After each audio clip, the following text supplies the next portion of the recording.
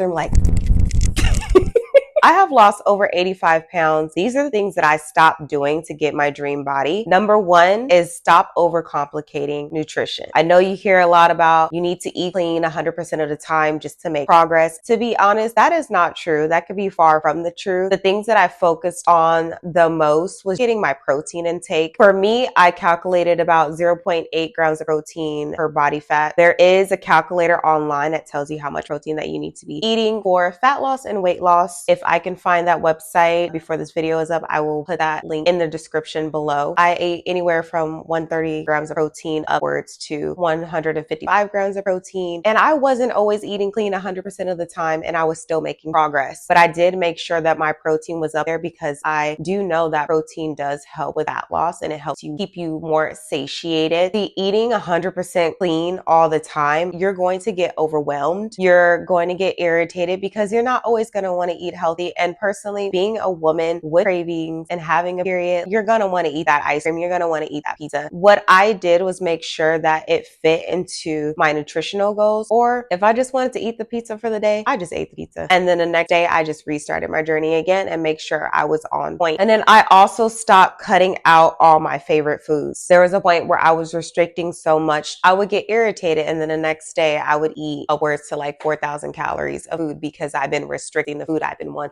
Just eat pizza. Just eat the cookie. Stop overcomplicating things. Make sure you're getting more protein in your diet and more vegetables. It's okay to be off track some of the time. However, you don't need to be 100% to make progress. And then also, I know I talked about in one of my videos that I was counting calories and I was counting macronutrients. That is great too for your nutritional needs. Counting macros does affect how your body looks or how you want it to look, which is great. However, sometimes being too obsessed over the calories and macros can drive you insane because I've been there. You don't always have to obsess over calories. You don't always have to obsess over macros. And there were times I just stopped counting in general because I just didn't want to feel too restrictive. I do count macros on and off throughout the year just to hit certain body goals, but being overly obsessed over calories and macros, I had to stop that because I knew once I got like that, for me, I got overwhelmed. When I get overwhelmed, I tend to break and I tend to basically self-sabotage. That's one of the things I stopped doing. The next thing that I stopped doing was comparing my journey to others. Now that, oh my God, comparing your journeys to other people's journey can seriously hurt your goals because you're looking at Sarah over there, and I'm sorry if your name is Sarah, but we're going to use Sarah as an example. You're looking at Sarah. She has lost over 150 pounds and you're looking at your body like, okay, I'm doing all the things and how come it's not working for me? And you're obsessing over Sarah's page. You're looking at all her transformations. You're looking at all her exercises. And then what that does to your mindset is that it hurts your mindset. It makes you feel bad about yourself. Use Sarah's journey as a motivator. Use Sarah's journey as, hey, I can do this too. Use that more of a positive reinforcement instead of a negative one. Obsessing over other people's journeys or obsessing over what they have achieved going to hurt your progress. You're going to want to quit because I've been there. I've been there where I was on YouTube subscribing to every single person who was on a weight loss journey. I was on Instagram adding every single person who was on a weight loss journey and just obsessing over their results. I was so invested in everybody else's results that I forgot about my own results. Made me lose focus. So use that as a stepping stone, like, okay, I got this. What Sarah is doing may not work for you. Sarah may be doing cardio every single day. You don't like cardio. So why are you following Sarah's transformation? You don't even like cardio. You don't even like any of the stuff or exercise that she's doing. And you need to figure out what works for you. You need to focus on yourself. At the end of the day, it is you versus you, and that's all that matters on this journey in the first place. Don't let your obsession get you so far from your goal that you cannot get back on track. Another thing that I stopped doing was endless cardio. So in all my other failed weight loss journey, and I say failed because I gained the weight back every single time, cardio did work for my weight. However, when I lost a lot of weight, I was still flabby. I didn't have the tone definition that I have now. I didn't even have the abs that I have now. And I'll go ahead and insert a photo right here. I don't even have the abs that I have now doing endless amount of cardio. However, I'm not discouraging cardio at all. If that's how you want to lose weight, so be it. I know there's a certain type of body type that I wanted, that I was going for, and I knew cardio, since I've lost weight just doing cardio, or I knew that's the body I did not want. I didn't want flabby skin. I didn't want the untoned, lean, like it's just a certain appearance that I got from cardio. I wanted to keep my shape. I wanted to still be more like a slim thick. I wanted my butt. I started researching like, how can I do all that and still keep my physique while losing fat and losing weight? And weightlifting was it for me. So I stopped doing endless cardio. I still do cardio, and right now I do weightlifting and then I do cardio right after. So I combine the two, and that works for my body type. I'm noticing that I'm still able to keep my physique. I'm still able to keep my shape, also able to build muscle on my body. Muscle does burn fat on your body. So the more muscle that I'm building, the more fat that I'm losing. So I love the results that I'm getting from that. Once I stopped doing endless cardio and stopped actually following other people's routine is when I saw my body really change in ways how I wanted it to. So for you, you need to find what works for you, what works for your body type. What do you see the most progress? In the beginning of my journey, I was doing a lot of walking. I was doing jump roping. I was doing a lot of cardio. Yes, because that was all I could do at the time because of my weight. I was 240 something pounds. I couldn't do a whole lot. My joints were aching so bad. So I can only do what I could do at that time. And then as time progressed, that's when I added on the weightlifting and I did the cardio at the same time. I also do HIIT cardio 3 times a week, which I noticed that has been very effective for my body because I do HIIT cardio for like an hour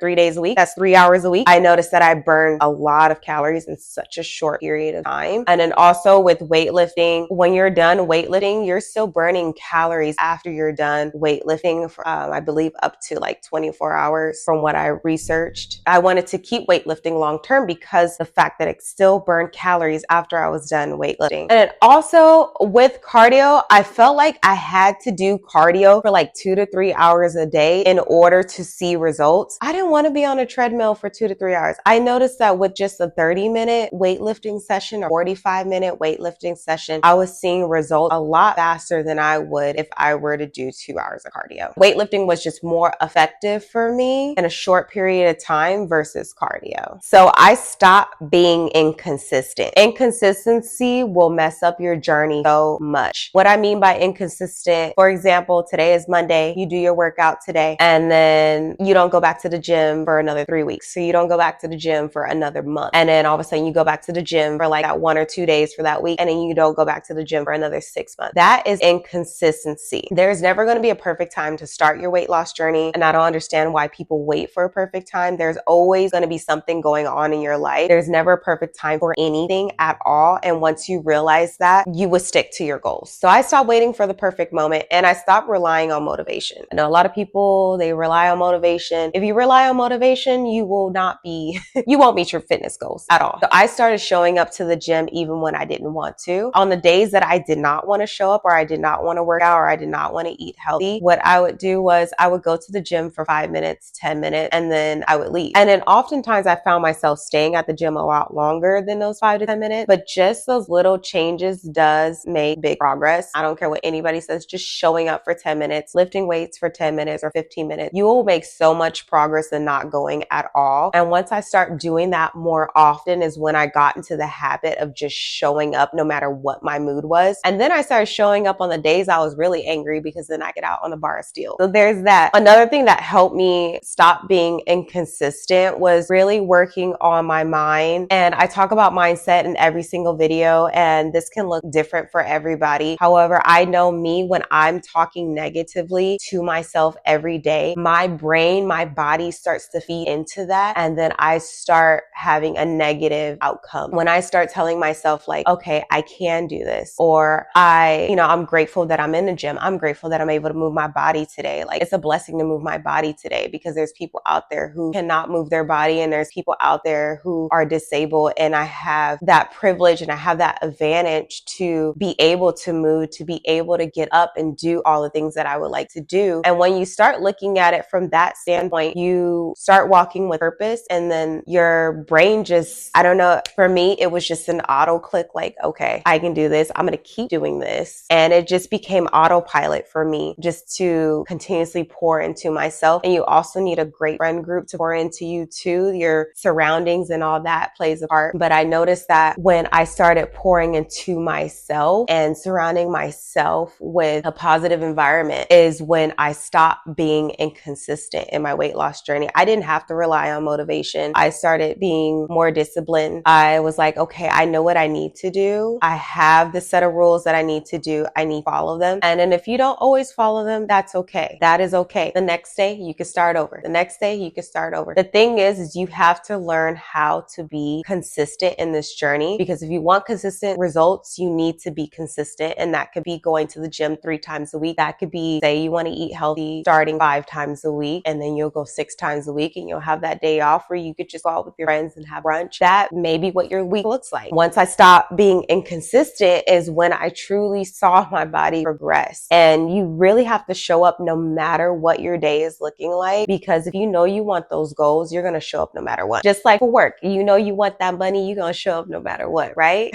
Treat your fitness journey the same way, because you deserve a healthy body. You deserve to be healthy for your family. You deserve to be healthy for yourself first and foremost. You deserve to have the body that you want to achieve. You deserve to have the look that you want to achieve, whatever that is. You deserve all of that. And if you're inconsistent, that's doing a disservice to yourself, right? All right. For this one, I stopped obsessing over the scale. This one took me a long time because the scale used to beat me up, y'all. Me and the scale used to be in that bathroom like like the scale had me punching the walls, okay? The scale had me fighting for my life in this journey. I hated the scale so much. And it wasn't until I worked with a nutritionist, started deep diving into research as far as what affects the scale. So like body weight, your water intake, your hormones, inflammation, your period, bloating, the fast food that you ate the previous day, which can cause inflammation, which will cause you to be heavier on the scale. And you really didn't gain all that weight, but it's just the inflammation that's in your body that makes you look like you gain all that weight. It's just, there's so much to unpack there. And I advise to do your research when it comes to what changes your weight on the scale, because if you're ignorant in that area, the scale's going to be beating you up. Okay. Do not pay attention to the scale, especially if you are weightlifting. So I did not know, and this was the beginning of my journey. Like I did not know that when you're weightlifting, sometimes the scale can fluctuate a lot. You're building muscle, you're losing fat. It drove me insane because like I would take photos, and I always tell people make sure you're taking photos because visually you'll see your progress a lot better versus scale. Make sure you're measuring your body, because you will, when you take your measurements, you can see the inches that your body is dropping, right? So anyway, so I would look at my photos and I'll be like, damn, I look smaller. And then I noticed that I dropped from like a triple XL to a double XL. And then I dropped from a double XL to 1XL. And I just kept dropping, but the scale wasn't dropping initially. The scale ended up eventually dropping, but initially it was not dropping. But visually I looked leaner. Like my face was looking leaner. Like you could see my clavicle. Like I was just like, I look smaller. So what is going on? And it wasn't until I spoke with my nutritionist and she's like, oh yeah, the scale, she's like, there's a lot of factors. The scale sometimes doesn't move because of XYZ. And sometimes the scale can go up because of your muscle mass. So what I ended up doing was buying a scale that also accounts for your body weight, your muscle, your fat, and your water. So oftentimes when I get on the scale now and I see that the scale have went up like 4 or 5 pounds, I often look at the body fat on the scale, and the body fat would drop or the water intake would drop or be higher. And that truly helped me with this journey, like at least to keep my mindset in order, because the scale is just gonna, if you're getting on the scale every day, honey, that is going to really hurt your progress, and it's going to make you discouraged. It's going to make you want to stop. I have a friend right now who's like always talking about the scale, and I know I have these videos, this channel, I'm always making content, but sometimes the people closest to you, even with all this information, they're not going to want to listen. So, and I always try to encourage everybody around me, like the scale is not the end all be all. Now, if the scale is going up, your body inches is growing up, and your progress photos, you look like you're getting bigger, then that's a whole different story. You are getting bigger. You're going in the wrong direction. Now, if the scale isn't moving and you notice that your inches, your body, you notice that things are getting smaller, your clothes are fitting looser, then you're going in the right direction. So that's how I look at it. Along with not obsessing over the scale, I also celebrated non-scale victories. For example, like if I noticed that I was able to bench a little bit heavier, like right now I'm able to bench about 120, but that's only on the Smith machine. I noticed that my strength was getting better, which is great. That's a non-scale victory. I noticed that my clothes are fitting looser, and now I'm in a size medium. I was in a triple XL. Now I'm in a size medium and small actually. And then I noticed that like my face was getting smaller. I also noticed that people kept telling me like, oh my God, your face is thinning out, or people were like, oh my God, you're losing so much weight. Like those are non-scale victories, and those are things that you need to take into account, and those are things that you need to celebrate. Losing weight, getting fit is not supposed to be stressful, and I think us as individuals, we make small things into big things. I understand like you want to get the weight off, you want to lose the weight, you want to be healthier, you want to do this, you want to do all the things. Yes. However, stressing out over the scale, stressing out over, I don't know, eating a cheat meal for one day, or stressing out over not being perfect all the time, like that will drive you insane. That will drive you insane. And it's little changes that you don't obsess over is going to make the biggest progress. And I'm just telling you guys, make sure you guys are pouring into yourself. Make sure you guys are eating foods that you love. Make sure you are doing exercises that you love. You want to enjoy this journey. And that's what I talk about all the time on this channel, is truly enjoying this journey. All my other weight loss journeys, I did not enjoy because I was focusing on other people's journeys. I was restricting food all the time. I was obsessing over the scale. I was obsessing over being perfect. And honestly, imperfection makes the most progress. As long as you're consistent, you will lose that weight. As long as you don't stop, you will lose that weight. As long as you continuously overcome barriers, and as long as you realize that there's always going to be something happening in your life, and that there's never going to be a perfect moment for you to lose weight, you're going to lose that weight. I'm just here as a normal woman in her mid-30s, had fibroid issues, depression, gained over 100 pounds in a year, and struggle with weight loss. Actually struggle with my weight since I was 10 years old. I fluctuated weight all my life. I'm just a normal human being letting you know that you can do it too. That is it. I'm going to leave the video right here, and I'll see you in the next one. Bye.